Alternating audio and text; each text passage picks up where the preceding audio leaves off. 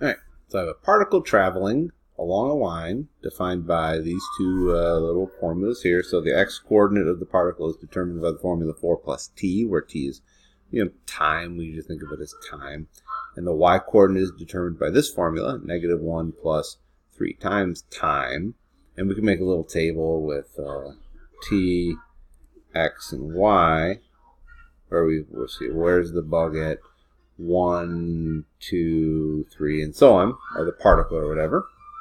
But we don't have to do that because you kind of know when t is 0, we're going to be at the point 4, -1, and then every time t increases by 1, we're going to move forward 1, up 3, forward 1, up 3. Right?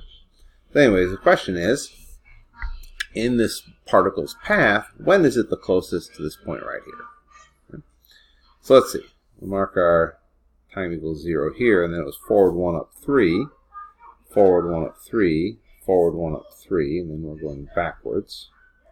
All right, we could go backwards as well. We have negative t values. Here's the path of our particle. Okay, and this, by the way, is our t equals 0 point right there. And I was going to double check something. We asked about what for what value of t. Okay. So when are we closest? Well, the distance between a point and a line as we are traveling along this line, the closest we're ever going to be to this point is when the distance from here to here is measured. Hold on a second. Pause. Okay. Got distracted there for a second. Okay, so the distance from a point to a line is always the shortest distance from the point to the line. So if I said, how far is this point from this line, I wouldn't measure over to here or down to here. I'd measure the shortest distance possible, straight to the line. And when we think about straight to the line, what we really mean is perpendicular to the line, right? So the distance from here to the line, we would measure perpendicular to the line. That's the shortest distance. So really this question about traveling along the line, or when are we as close as possible to this point, is really asking just simply how far is this point to this line perpendicular to the line, right? Remember, perpendicular, when two lines are perpendicular, their slopes are negative reciprocals. So the slope of this line here is 3, which is the same as 3 over 1. So the slope of our other line over here needs to be negative 1 over 3. That means down 1 over 3, down 1 over 3. Right? And so our, not the best looking line there. Right? Our point is going to be right there. Okay. So let's see. We got to figure out what that point is. So, well, let's take a look and let's do. See, it reaches this point here, which is 1, 2, 3, 4, 5, 0, and we'll make a vector out of this. So we'll say, or we can write a couple of parametric equations. So this parametric equation for the particle traveling in this direction is x equals -1 plus 1, 2, 3, 4, 5, 6 t, and y equals 2 minus 2t. And we're looking at when are we, let's see, right, hold on. Nah. Okay, you know what? We're not going to do that. We're going to have to write the equations of these two lines. So let's see. The slope of this one is 3. It goes through a point we know right here, which is 4, -1. So using our slope-intercept form, y equals mx minus h plus k. Y equals 3, x minus 4. And then plus a -1 or -1. Y equals 3x minus 12 minus 1, which is minus 13. That's the equation for that line. This line here, let's see, it passes through the point -1, 2, so y equals m x minus h plus k. We know if the point goes to the point 1, negative 1, 2, and its slope is negative 1/3, so y equals negative 1/3, x plus 1, it's minus the negative 1, plus 2, so y equals negative 1/3 x minus 1/3 plus 2, which is really y equals negative 1/3 x. The 2 is the same as 6/3, so it is plus 5/3. So now we got to find out where these two lines intersect. So we set them equal to each other. So I've got 3x minus 13 equals negative 1/3 x plus 5/3. See, I will add 1/3 x to each side. This is 9/3, so we get 10/3 x.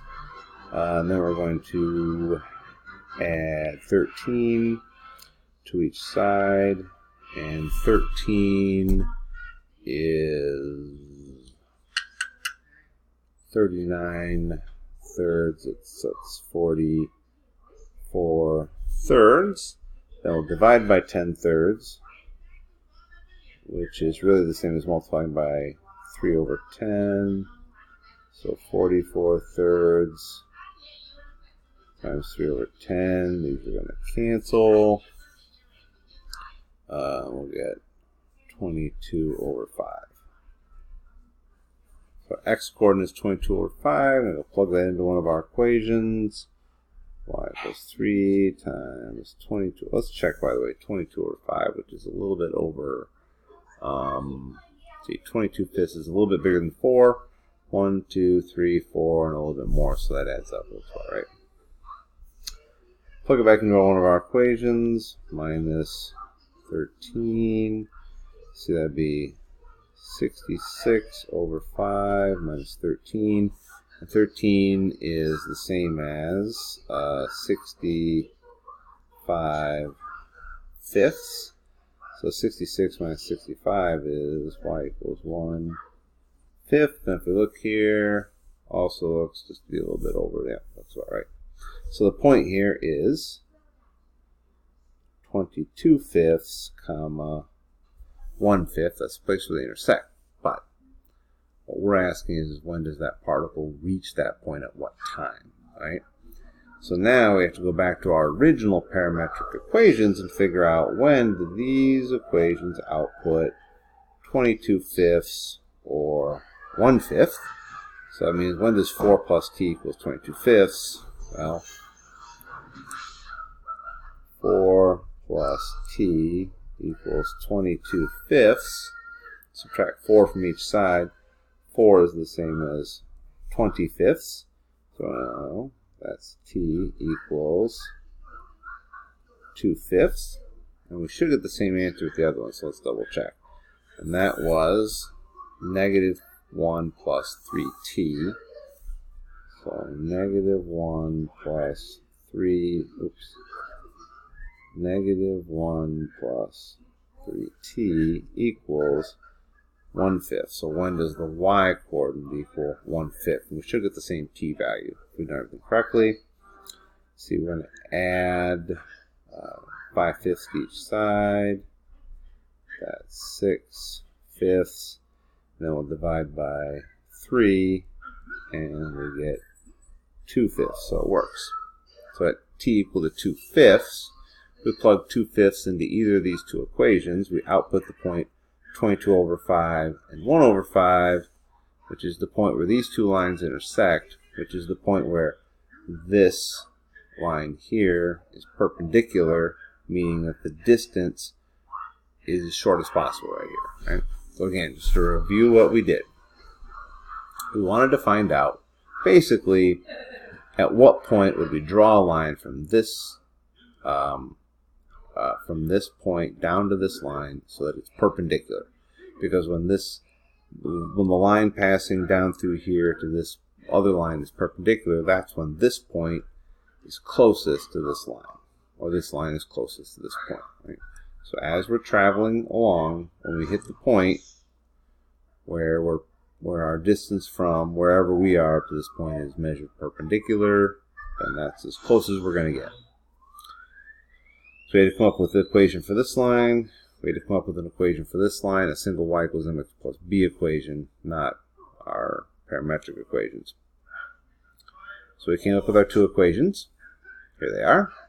And we came up with those using our point slope, right, equations. And we knew that the slope of this equation we got directly from our parametric equations, and the slope of this one we knew to be the negative reciprocal because the two lines are perpendicular. Once we know the two equations, we set them equal to each other and solve for an x value. And that's the x value where the two lines are going to be, or are going to intersect. And we check it out in the graph, and it looks to be about right, so we're good with that. Then we take the x value that we got, we plug it back into one of the equations to output a y value, which turned out to be 1/5, and that also looks to be about right. And then we wanted to know what time this happened at.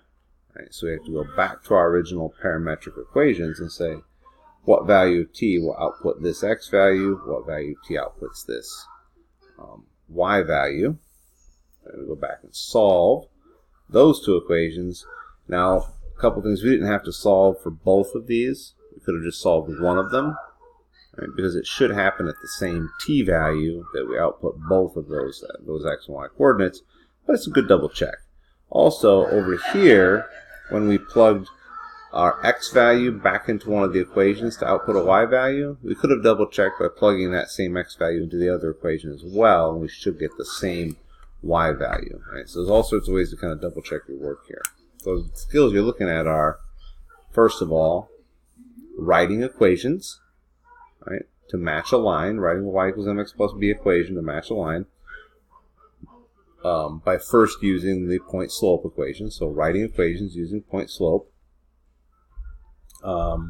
Then finding the point of intersection between two lines by setting them equal to each other, solving for x, and then plugging that x value into one or both equations to solve for y to find the point of intersection.